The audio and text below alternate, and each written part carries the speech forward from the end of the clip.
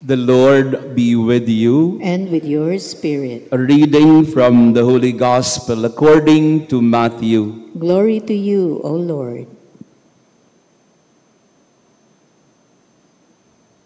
At that time, Jesus walked by the Sea of Galilee, went up on the mountain, and sat down there.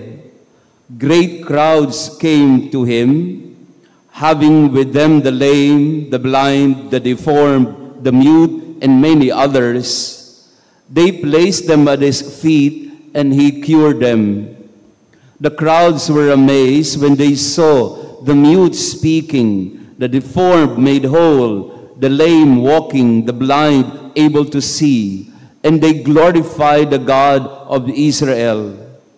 Jesus summoned his disciples and said, "My heart is moved with pity for the crowd, for they have been with me now for 3 days and have nothing to eat. I do not want to send them away hungry, for fear they may collapse on the way." The disciples said to him, "Where could we ever get enough bread in this deserted place to satisfy such a crowd?" Jesus said to them, "How many loaves do you have?" 7, they replied, "and a few fish." He ordered the crowd to sit down on the ground. Then he took the 7 loaves and the fish, gave thanks, broke the loaves, and gave them to the disciples, who in turn gave them to the crowds. They all ate and were satisfied. They picked up the fragments left over, 7 baskets full. The Gospel of the Lord. Praise to you, Lord Jesus Christ. Please be seated. Praise be Jesus Christ. Good morning, dear friends. Pakibati nga ang katabi natin ng good morning din. Ng umaga sa ating mga online parishioners. Thank you. Sa araw na ito, muli nagpapasalamat tayo sa Panginoon. Panahon ng Adbyento, panahon ng paghihintay, pero panahon din ng kagalakan sapagkat alam natin na ang ating hinihintay ay darating. Hindi tayo maghihintay sa wala. Maraming beses ang pag-iisip ng Kristiyano, lagi tayong wala. Ang tawag natin doon ay pag-iisip na maralita o dukha. Poverty in thinking is saying that I have nothing, o there's nothing more for me. Kulang ang budget, kulang ang pera, kulang ganito, kulang ganyan. Ang utak dukha ay ang pag-iisip na lagi tayong wala. Pakitingnan nga ang katabi mo, tanungin mo nga, may pera ka ba dyan? Sino magsasabi sa atin na wala? Meron. Ang Diyos ay ang Diyos ng meron. At yun ang pinapangako niya sa panahon ng Adbyento. We read from the book of the prophet Isaiah chapter 25, "On this mountain the Lord will provide for all peoples. He will ready a feast of rich food and choice wines, juicy, rich food and pure, choice wines."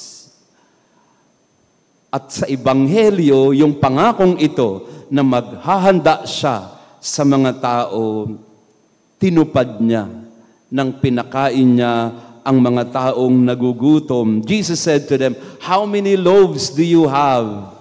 They said, 7 and a few fish. And he ordered them to sit down on the ground. He took the loaves, gave thanks, broke, and gave them to the disciples. They all ate and were satisfied. The God of abundance, He promises a feast and He will do it. Advent is the season when we dare to hope that our hunger will lead us to the bread of life. So yung larawang pinapakita sa atin ngayong araw na ito ay sa iyong paghihintay, marami kang mga kagutuman, marami tayong mga bagay na hinihingi, para magkaroon tayo ng kapunuan sa ating buhay. God, time and again, shows up in our hunger, not in our satisfaction. When there is hunger, that's Advent. Advent is the time when we long for the satisfaction. Advent is the time when we are hungry for bread. Advent is the time when we desire God to fill us up more than anything else. And that is why Jesus multiplies the bread, because it is the fulfillment of a promise Isaiah that God will feed His people Himself. Pakakainin tayo ng Panginoon. There is nothing more realistic and practical than that. There is nothing more God-centered than that. Pakakainin tayo ni Lord. Yan ang pangako ng Adbyento.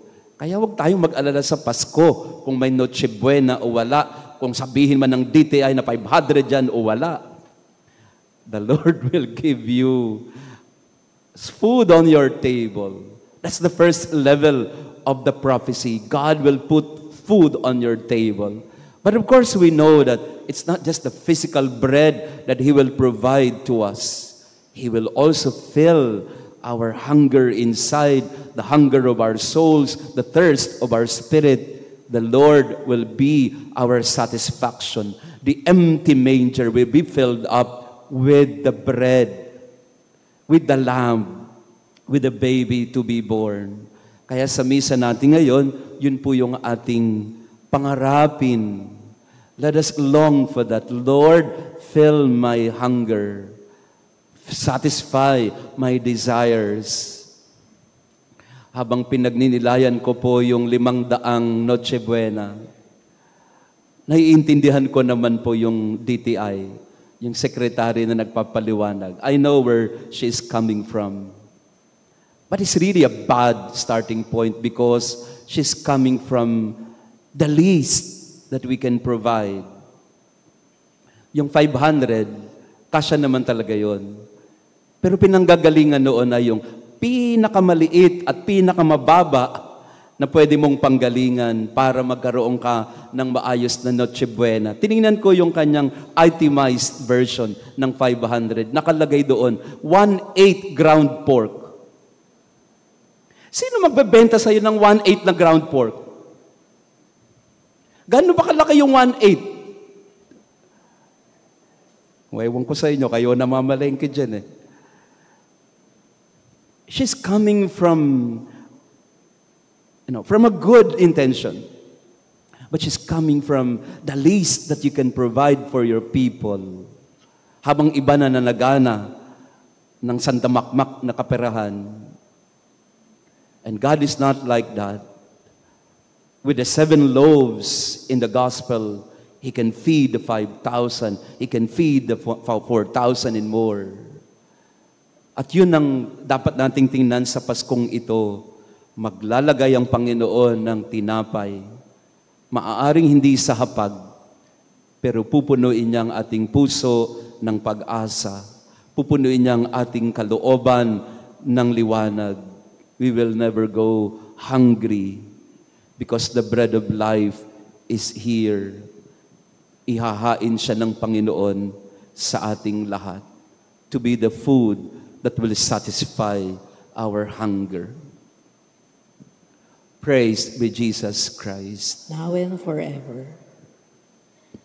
Maraming salamat po ulit sa inyong pagdalo sa ating misa. To our online parishioners, thank you for praying with us. This Saturday, Advent Recollection po natin. I'd like to invite you, 5 o'clock Mass, and then 6 o'clock will be our Advent Recollection. The Lord be with you. And with your spirit. And may our loving God bless you and your family, the Father, the Son, and the Holy Spirit. Amen. Our Mass has been offered. Go in peace to love and serve the Lord. Thanks be to God.